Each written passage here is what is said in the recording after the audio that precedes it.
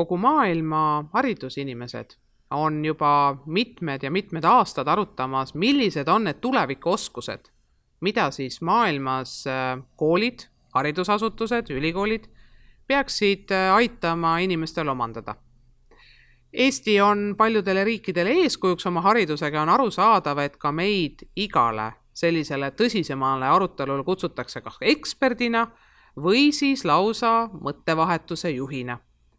Näiteks OECD tippkohtumised ei möödu küll ükski, kui Eesti spetsialiste ei kutsuta oma haridusest rääkima.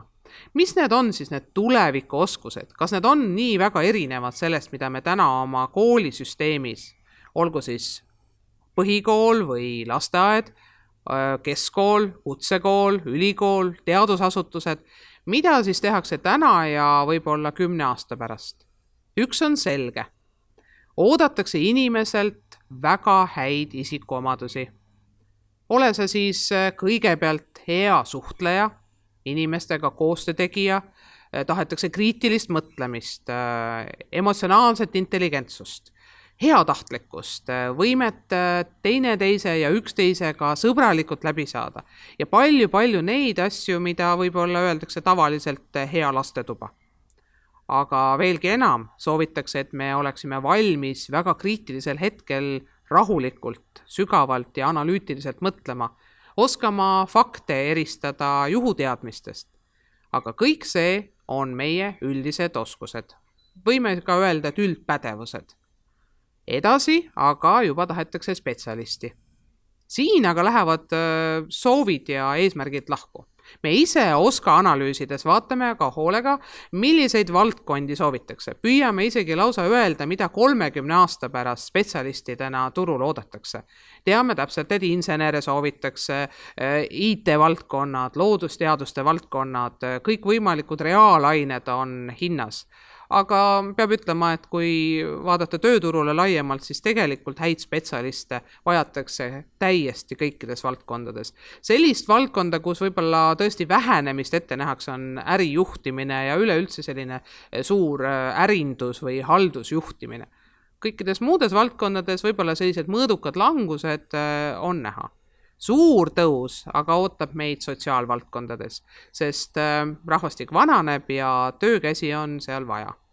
Teisalt aga nendime, tuleb aina juurde teadmiste põhiseid ehk tarku töökohti. Ei ole ju meile kellelegi teadmata, et näiteks robotid võivad osa vanurite hooldusest üle võtta või personaalmeditsiin on väga kiiresti kasvav. Ei ole ju võib-olla enam 10 aastagi pärast enam vaja ühte tabletti võtta igal inimesel, vaid iga tablett oma olemuselt on selline väikene kapslikene teadmisi, mis inimese kehas edasi töötab. Aga üldiselt siis oskuste juurde. Mida me siis koolisüsteemis peaksime tegelikult põhimõttelist muutma? Esimene vastus ja lihtne vastus on praktiliselt mitte midagi kardinaalset. Meil on põhimõtted paigas, meie sellised üldised oskused, üldpädevused ehk väärtushinnangud koolisüsteemis on paigas ja me peame kõige rohkem hoolitsema selle eest, et meie õpetajad vastu peaksid ja lapsed ja lapsevanemad teeksid kooliga head koostööd.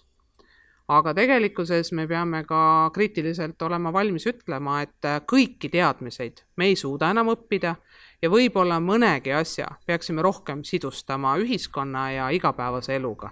Need on aga omakorda väga suured väljakutsed, kus ma tean, et ühiskonna liikmete hulgas, erinevates mittetulundusorganisatsioonides on väga palju häid mõtteid ja meil peab olema kõigil ühiselt head soovi haridussüsteemis teha muutusi rahulikult, väga põhjalikult läbikaaludes ja ühiskondliku kokkuleppe alusel.